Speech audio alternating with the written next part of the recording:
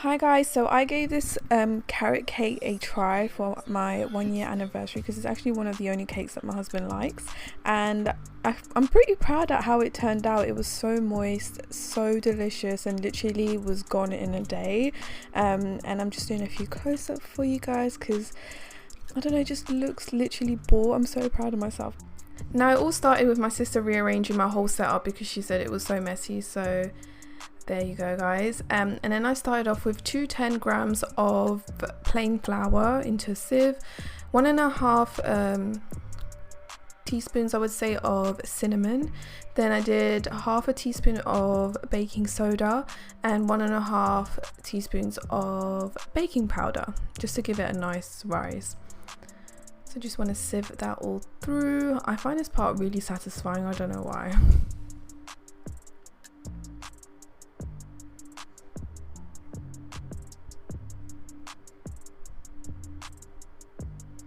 Next up, I'm just going to mix that all up and make sure it's evenly distributed.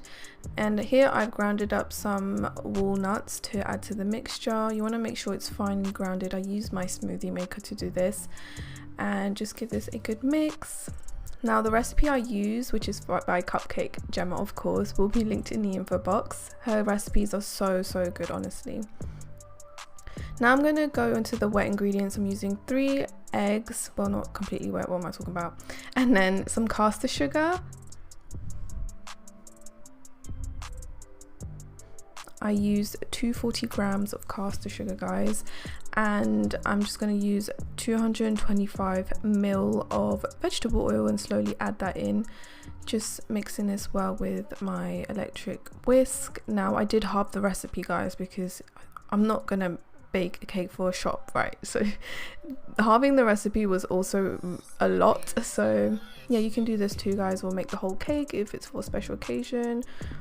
So now I added my finely grated carrots, quickly mixed that in, and now I'm adding my flour mixture, and I just halved it so that it doesn't go everywhere. Now the mixture looks quite different to what I've ever worked with, but trust the process, guys, trust the process. And I try not to mix it too much with my whisk to like remove all the air. And I'm just using my spatula to kind of make sure that it's all evenly distributed, because sometimes flour stays at the bottom or some of the mixture stays at the bottom, and it should look like something like this. So now I'm buttering and flouring my cake pans, which actually didn't work in the end. I usually always do this, but with this mixture you have to put baking paper at the bottom, and then it just slips right out. So when I made this the second time, because everyone loved it that much, it worked better like that. And I'm just evenly distributing it between the 2 cake pans. These are 8-inch cake pans, and I'm using these things on that side so it's nice and moist on the edges. Got these from Amazon, and I'm going to put this in the oven for 25 minutes at 175 degrees Celsius. Now onto the cheese frosting. I'm going to use some butter here, and it was hard to get to room temperature because it's quite cold at the moment, but you want to whisk your butter until it looks like something like quite pale and fluffy, I would say, something like this. So as you can see, it's not as yellow.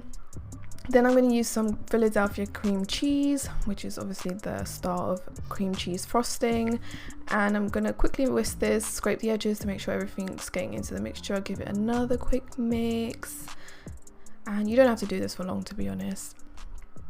Now I'm going to put my bowl on a scale and measure around 500 grams of icing sugar. So I do it in 2, so I'm doing 250 here roughly, and then you want to mix this on low. You're bound to get it everywhere. I mean, it's just inevitable with icing sugar. I literally feel like I'm breathing the icing sugar right now.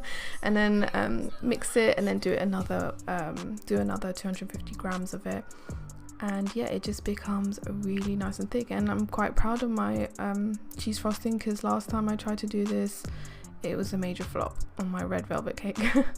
So as you can see, my cake didn't come out that well, but you know, I worked with it still, and I'm just putting it on my cake spinning table that I got on Amazon. I'll try and link everything in the info box, guys. And I'm gonna put some icing in between. Now you just want to be careful, especially if you've got like broken pieces like me, but the icing sugar helps to keep it, like glue it all together.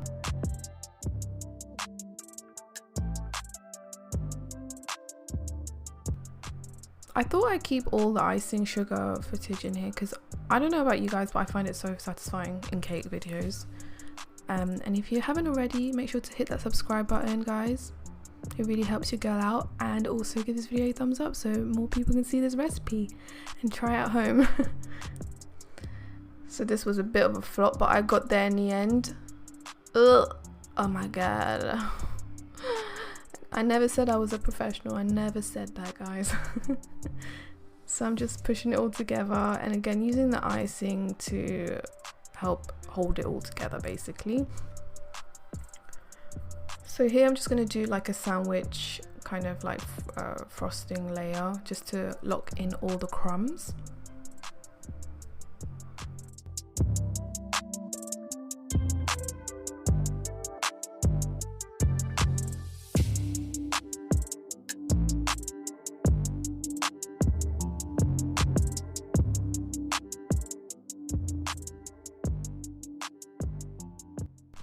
I then put this into the fridge to chill for around 30 minutes, and now we can do a full nice layer of the icing. And I did a nice thick layer. I didn't want it to look neat, I wanted it to look like homemade, you know, so just rough around the edges kind of thing.